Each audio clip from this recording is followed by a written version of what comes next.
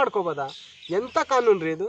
ದೇವ್ರ ಕೋಪ ಬರಲ್ವಾ? ಮತ್ತೆ ಮನೇಲಿ 2 ಗಂಡು ಮಕ್ಳು ಇದ್ರೆ ಗಂಡು ಮಕ್ಳು ಒಬ್ರಿಗೊಬ್ರು ವ್ಯಭಿಚಾರ ಮಾಡ್ತಾ ಇದ್ರೆ ಸ್ತ್ರೀ ಭೋಗವನ್ನು ಬಿಟ್ಟು ಒಂದು ಮದುವೆ ಆಗುವಂಥ ಹೆಣ್ಣು ಜೊತೆ ಬಿಟ್ಟು ಅಣ್ಣ ತಂದಿರೋ ವ್ಯಭಿಚಾರ ಮಾಡಿದ್ರೆ ಅವ್ರವ್ರ ದೇಹನ ಹಾಳು ಮಾಡ್ಕೊಂಡ್ರೆ ತಂದೆ ಆದಂಥ ಮನುಷ್ಯ ಸುಮ್ಮನೆ ಇರ್ತಾನ?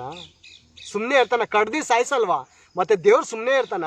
ಮತ್ತೆ ದೇವ್ರು ಏನು ಮಾಡ್ತಾ ಇದ್ರು ಅಂತ ನೋಡಿ ಇನ್ನು ಮುಂದಕ್ಕೆ ಗೊತ್ತಾಗುತ್ತೆ. ಆ ಕಾಲದಲ್ಲಿ ಏನು ಮಾಡಿದ್ದಾರೆ ಅಂತ ತೋರಿಸ್ತೀನಿ. ಆದಿಕಾಂಡ 7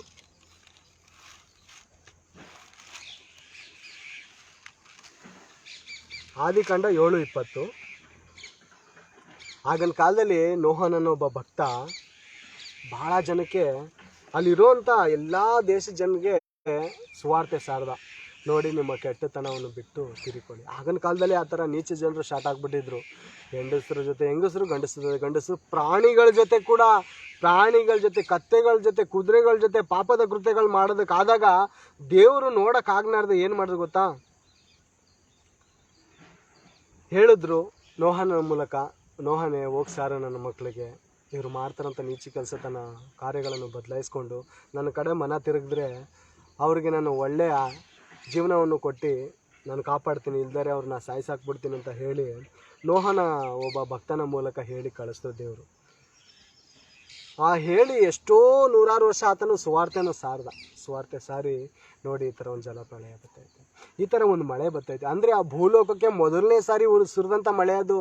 ಮಳೆ ಬಂದು ಟ್ರೈನಿಂಗ್ ಇದ್ದಿದ್ರೆ ಅವ್ರಿಗೆ ಭಯ ಇರೋದು, ಸರಿ ಈ ಥರ ಮಳೆ ಬಂದಿತ್ತಪ್ಪ, ಅಷ್ಟೊಂದು ಮಳೆ, ಕೆರೆ ಮುಳುಗೋಯ್ತು, ಮನೆ ಮುಳುಗೋಯ್ತು ಅಂತ ಹೇಳಿದರೆ ಅವ್ರಿಗೆ ಭಯ ಇರೋದಿಲ್ಲ. ಇದು ಮೊದಲನೇ ಸಾರಿ ಮಳೆ ಅಂದರೆ ಅವ್ರಿಗೆ ಗೊತ್ತಿಲ್ಲ, ಮಳೆ ಅಂದ್ರೇ ಏನಂತ ಗೊತ್ತಿಲ್ಲ. ನೀರು ಮೊದಲನೇ ಸಾರಿ ಆಕಾಶದಿಂದ ಬರ್ತದೆ, ಆಕಾಶದಿಂದ ಮಳೆ ಬರುತ್ತಾ? ಅದೇ ಹಂಗಿರುತ್ತೆ, ನಾವು ನೋಡ್ಬಿಡ್ತೀವಂತ ವ್ಯಭಿಚಾರ ಮಾಡೋದು, ಹಾದ್ರ ಮಾಡೋದು, ಕಳ್ತನ ಮಾಡೋದು, ಈ ಥರ ಮಾಡ್ತಾ ಇರ್ಬೇಕಾದ್ರೆ ದೇವ್ರೇನು ಮಾಡಿದ್ರು ಅಂದರೆ 20ನೇ ಅಧ್ಯಾಯ ಹಾಕಿ, ಒಂದು ಜೋಡಿ ಹೆಣ್ಣು ಈ ಮೇರೆಗೆ, ಗಂಡು ಹೆಣ್ಣು ಈ ಮೇರೆಗೆ ಸೇರಿದವು. ಯೆಹೋವನು ನೋಹನನ್ನು ಒಳಗಿಟ್ಟು ಮುಚ್ಚಿದನು. ನಾವೇ ಒಳಗಡೆ ಇಟ್ಟು ದೇವರು ಮುಚ್ಚಿದ್ರು. ಜಲಪ್ರಳಯವು 40 ದಿನ ಭೂಮಿಯ ಮೇಲೆ ಇದ್ದು ನೀರು ಹೆಚ್ಚುತ್ತಾ ನಾವೆಯನ್ನು ಎತ್ತಲು ಅದು ನೀರಿನ ಮೇಲೆ ತೇಲಾಡಿತು. ನೀರು ಪ್ರಬಲವಾಗಿ ಬಲು ಹೆಚ್ಚಲು ನಾವೆಯು ಅದರ ಮೇಲೆ ಚಲಿಸಿತು.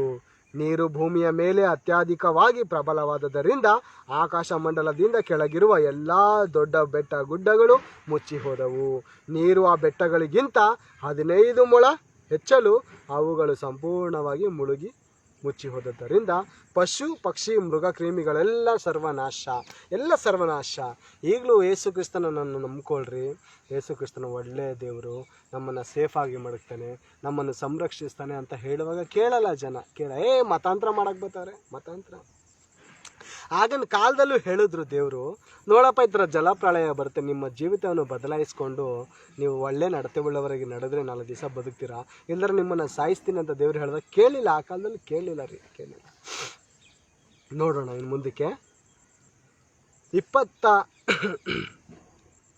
ಯಾಕೆ ಈ ಥರ ದೇವರು ಸಾಯಿಸ್ತರು ಅಂತ ಹೇಳಿದ್ರೆ ಏನು ಮಾಡಿದ್ರು ಗೊತ್ತಾ? ಆ ಕಾಲದಲ್ಲೂ ಆದಿಕಾಂಡ 6:5, ಮನುಷ್ಯರ ಕೆಟ್ಟತನವು ಭೂಮಿಯ ಮೇಲೆ ಹೆಚ್ಚಾಗಿರುವುದನ್ನು ಅವರು ಹೃದಯದಲ್ಲಿ ಯೋಚಿಸುವುದೆಲ್ಲವೂ ಯಾವಾಗಲೂ ಬರೀ ಕೆಟ್ಟದಾಗಿರುವುದನ್ನು ಯೆಹೋವನು ನೋಡಿ, ಅಂದರೆ ದೇವರು ನೋಡಿ, ತಾನು ಭೂಮಿಯ ಮೇಲೆ ಮನುಷ್ಯರನ್ನು ಉಂಟು ಮಾಡೋದಕ್ಕೆ ಪಶ್ಚಾತ್ತಾಪ ಪಟ್ಟು ತನ್ನ ಹೃದಯದಲ್ಲಿ ನೊಂದುಕೊಂಡನು. ಸಂತೋಷಪಟ್ಟನು ಅಲ್ಲ, ನೊಂದುಕೊಂಡನು. ಒಬ್ಬನೇ ಒಬ್ಬ ತಂದೆ ತನ್ನ ಮಕ್ಕಳು ಮಾಡ್ತಾ ಇರೋಂಥ ಕೆಟ್ಟ ಕಾರ್ಯವನ್ನು ನೋಡಿ ಮನೇಲಿರುವಂಥ ಸಾಮಾನುಗಳೆಲ್ಲ ಹೊಡೆದಾಕಿ ಟಿ ವಿ ಮೇಲ್ಗಡೆ ಸೋಕೇಶಾಗಿ ನೀರು ಮಡಗಿರ್ತಾರಲ್ಲ, ಫಿಶ್ ಟ್ಯಾಂಕ್, ಆ ಫಿಶ್ ಟ್ಯಾಂಕ್ ಹೊಡೆದಾಗ ಏನಾಗುತ್ತೆ? ಮೀನುಗಳೆಲ್ಲ ಕೆಳಗಡೆ ಬಿದ್ದು ಒತ್ತಾಡೋ ರೀತಿಯಲ್ಲಿ ದೇವ್ರು ಏನು ಮಾಡಿದ್ರು? ಆಕಾಶಕ್ಕೆ ಹೊಡೆದು